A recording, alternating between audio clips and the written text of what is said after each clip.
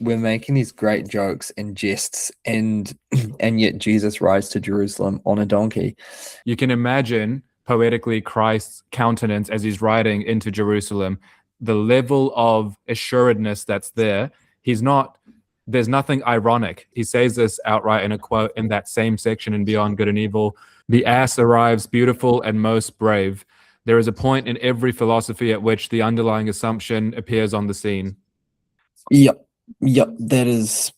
that's brilliant. Where was that from? From the starting of Beyond Good and Evil. Not the intro, but I think section 1 or essay 1 proper. It's called Prejudices of Philosophers. Yeah, so he's even like kind of giving us the analogy of that being the ass, right? Being the donkey that we ride on, being like the instinct, which isn't like a stallion. We're not riding in on like pristine and, prowessing assumption. The basal, the libidinal is the ass. Yeah. And also, right, Jesus rides into Jerusalem on that ass. On the donkey. On thick Lizzie, baby. On thick Lizzie. I'm getting a donkey and I'm calling it Thick Lizzie, and it's just going to be a running joke on my farm when I settle down off the grid. By the way, the 4 of you that have joined Alex's Substack, why are there not more of you? And also, join his church as well. So if you want to be a part of this offshoot, like breakaway civilization he starts on a farmland, then start by getting onto his Substack. If you want to meet Thick Lizzie, you've got to be in the church from the start. No, it's super profound. Like we're making these great jokes and jests, and yet Jesus rides to Jerusalem on a donkey. And I don't think we're doing some bad equivocation here. I think it's intentional that he's on some poorly beast of burden, right? And that he's not on this like pride, angels singing and dancing, cheering his song, glory. Like, no, he rides in on a donkey. And like, it's also like the profound inversion that Christ is able to make to that Jewish culture. They wanted a king. They wanted the king to wear his shining crown and command them forth. But Christ swapped that crown for a crown of thorns, and he rode on a donkey. And what Nietzsche is saying about that is that, hey, actually, do you mind reading that part again? Do you mind reading that quote again? There is a point in every philosophy at which the conviction, the underlying assumption of the philosopher appears on the scene. The ass arrives, beautiful and most brave. Why is it beautiful and most brave? Like he's pulled that out of the Christian message as well. Like you can say Nietzsche kind of was the big philosopher of the Antichrist, but he was a philosopher of the Antichrist insofar as it would like save and revivify something like Christianity. Like it's kind of Nietzsche knew that he only spent time with his opponents that were worthy, and he spent a lot of time with Christianity and of denying Christianity, but only because of its worth. He would call himself the crucified one when he was going insane later in life. Like he identified with Christ, not with Christianity, but with Christ. He was like very close to it. But yeah, like beautiful and brave. I think as well what you said of, when you get to a place of confession as conviction, like that is just remarkable. That's gold right there. And I think it is when we're confessing the non-essential, we like fetishize it. We are in a bad relation to it. But when we are confessing as a conviction, that's when it's like freedom is, I have no choice but to act in this way. Like I know it's misguided, and I know that, my ideas, my philosophy, what I'm living is something that can be like undone, that can be duped, but I'm also convicted in that orientation and in that mode. So when someone goes, oh, by the way, like this whole Christian thing, and like you can't, prove it, question and undermine the faith, you kind of say, of course it's kind of incomprehensible and unbelievable. Like of course this could have not actually happened and taken place. And yet by the same token, of course it had to have happened. Like there's no other way than this sequence of events taking place. And I think when you get to that place, that's when you're like really just holding these paradoxes and tensions so close together that it just aligns totally in you. And and then it makes like a symbol when you bow and those hands are so close together. Like there's almost that inseparable distance between them. There's always a adjacency here. My hands do not become like joined into one. They're always adjacent but totally close, and then that creates a higher form symbol. And it's all in there. It's all in meditative practices and embodiment practices. It's all about finding that chi and flow when you bring lots together, and they never sublate each other, but they come unified in some sense. Very well put. Brother, oh brother, I promise to the viewers we'll get to the zetas in metaphysics, but I don't want to lose this thread that we have in these early stages. So we are starting a community, about 15 people, for people that are interested in sharing and exchanging their human capital, intellectual and artistic resources amongst one another. So this will be partially in person based on where you are, and partially virtual. So if you are interested in sharing ideas, mainly to do with philosophy and technology and how they fuse with one another, and the kind of like a transhumanist, techno-futurist, optimist project, and if those terms are of affinity to you, then reach out to me for sure and we'll work something out. None of it's paid. It's just a community group if you'd like to be a part of. We'll start off with a big Discord and see how we go from there. I just want to add a few more little wrinkles to this Christ image, because you can imagine poetically Christ's countenance as he's riding into Jerusalem, the level of assuredness that's there. There's nothing ironic. He's not aware and doing some postmodern move of like, here's what I'm doing, this is what the people will interpret it as, and that will be good. He's not doing this move of self-recognizing, then acting. What he's doing is also what Nietzsche's doing here, by the way, for people that haven't read Beyond Good and Evil or Zarathustra, to my knowledge, is explaining what was widely misunderstood with the three metamorphoses. So one of the key insights or key passages even in Thus Spake Zarathustra is the three metamorphoses do I then declare. Now the spirit becometh the camel a lion, and the lion at last a child. What's most common in times of nihilism and liminal ages like ours, transitory periods, is the camel. It's the beast of burden, as you put it perfectly. That is the phrase for the camel. But the camel is an image, it's an animal that's a bit antiquated, and we don't really understand it. So he uses, especially in the 19th century in Europe, the story of the ass, because he is also well laden. He is also a beast of burden, someone on which you lay, but also himself laid. But yeah, basically the camel, and in this case, the ass is something that is dedicated to a tablet of values. The ass is letting himself be rid, right? Be rode on. I'm not sure what the tense is there, by Christ. There's also like an acceptance there to be filled. So the ass is apprenticing himself to something higher. That something higher is the highest man to ever lived, in this case, riding into Jerusalem. But that whole image itself is captivating and encapsulates self-mastery. The ass is not some animal that's just a mere passive sufferer who's not, playing a part in this equation at all. Like we spoke about with the master-slave dialectic, the psychological recognition that's provided in this case is paramount. Active endurance, bearing burden, and all of this ultimately building inner fortitude. So even this, you can say, reduces down into or assimilates within a grander image of walking uphill and self-mastery. And so much of that is going on when Christ is unironically riding an ass. And it shows like that's also the way of, because Christ is like, Christ was the child, Christ was the baby that was born and the heavens sung. Like he is the promise of pure potential, man. And this goes to like, shout out Tom Lyons and his great work in spaces. Like he had this thought of like God as pure potential, and because potential is like everything in front of you that can be actualized through choice to be being.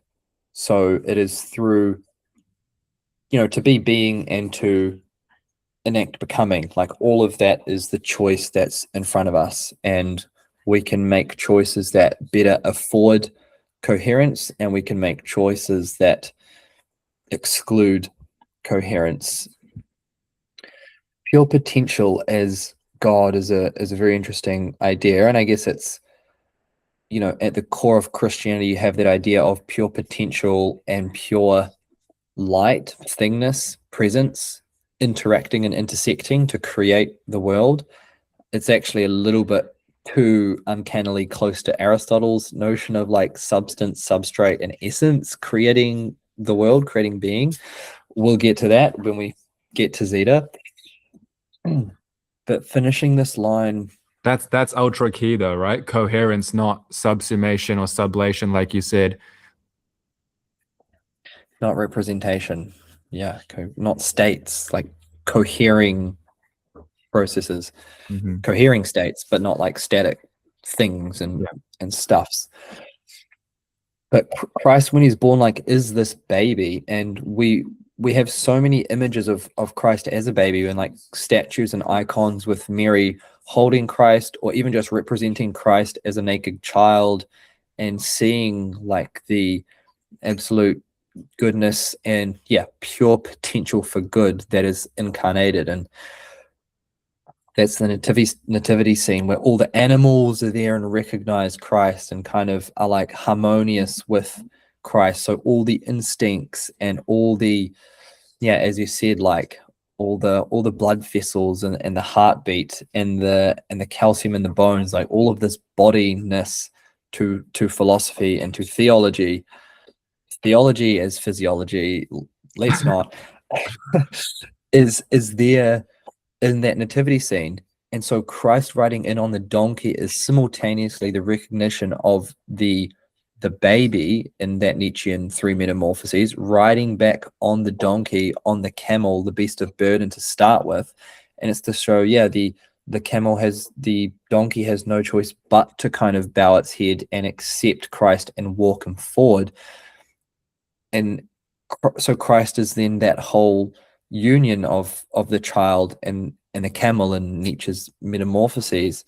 And it is really like the camel is something that submits, it bows down and kind of says, it does the good moral job. And then you get to the lion and it's wanting to overcome the good and the moral, and really wanting to kind of construct its own values, and revalue values. Like it's a real emphasis on that becoming and overcoming. But then when you do that, it comes back to the child, it comes back to that self-rotating wheel where it's not just a case of deconstructing social order or social norms and like asserting something more artistic and better in its place. It's also then coming back to having that fondness and softness of character to realize love and compassion and playfulness, to put yourself in contact with the divine play and with Leela, is what the child is able to do. So great point to bring in on Nietzsche's metamorphoses. It's amazing. I have to add a bit to that. This is amazing. This is so well lubricated once again. But I think the lion is the second stage, absolutely, and Christ making the donkey his bitch is just tip top perfect. He is clearing away the old to make room for the new.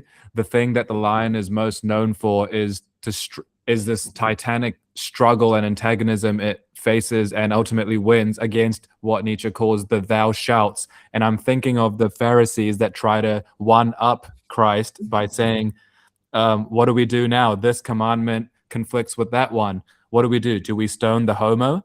And then he says, he who is without sin cast the first stone. And it's always the meta move, right? It's always the meta move of there's a decalogue. This is a set of axioms. There's a meta axiom that allows and affords the decalogue to exist in the first place. In this case, representing the general abstraction of the thou shalt-ness. But the whole point of that image is to carve out space so that the herd, in Nietzsche language, the rabble, the mob doesn't massacre what is to come, what is the new and the innocent, which is of course the child, the self-rolling wheel, like you said. But the other key distinction here is, because Christ has made the donkey his bitch doesn't mean he foregoes the donkey. It's very much, to state the obvious, an integration rather than an overcoming in a alpha bro sense, right? We're not here to simply endure, then rebel, then create anew. It's a spiral of development, not a linear chain or a dry ascent. It's highly fractal, highly polyvalent, and at any one stage of any useful model, you will be simultaneously in various places of the model, depending on perception, cognition, and what part of your self-development is currently being foregrounded and exacted and engaged with and asked of you. And so there's also going to be backtracks. There's going to be times where there is the image of creating space for the new, but then something all of a sudden wasn't as you thought. It doesn't go the way you thought. And then you have to backtrack, which is also accounted for in schemas like this. You have to, Nietzsche uses the phrase, garnering the utility momentarily of a previous stage, which is just absolutely perfect. And so that's why these things are perennially righteous, perhaps not true in the sense that we've already distinguished and diminished in the cheaper sense of the word truth. The only thing that could possibly ever happen is Christ riding the donkey. That's all that could ever happen, because it's that which affords. Yeah, I was just even thinking about the Christian dialectic and what Nietzsche is trying to do. Nietzsche's whole three metamorphoses was like his kind of grand encapsulation of the three metamorphoses of spirit. Like, he really put his heart and soul and body into that. And you can think about it, even thinking from like the Old Testament to the New Testament, how in the Old Testament, with the story of Moses and the 12 commandments, you have this real submission to the law, and you think, yes, this is the transcendental law, we're going to abide by this, and we are going to be very fearful of God, our ruler, when we transgress, for the fear of punishment that comes. So we submit to the law and we believe it as real. Later on, you then have, the Greek, you have the Jewish people that kind of found their state and have like kings that rule.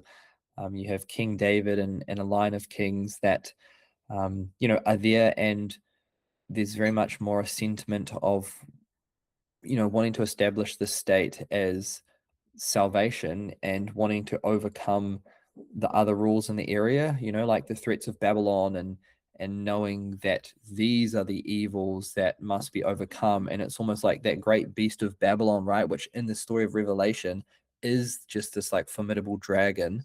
And a dragon with every scale has "thou shalt" written on it, and you're trying to overcome that dragon. The lion's goal is to try and overcome the tyranny of the commandments.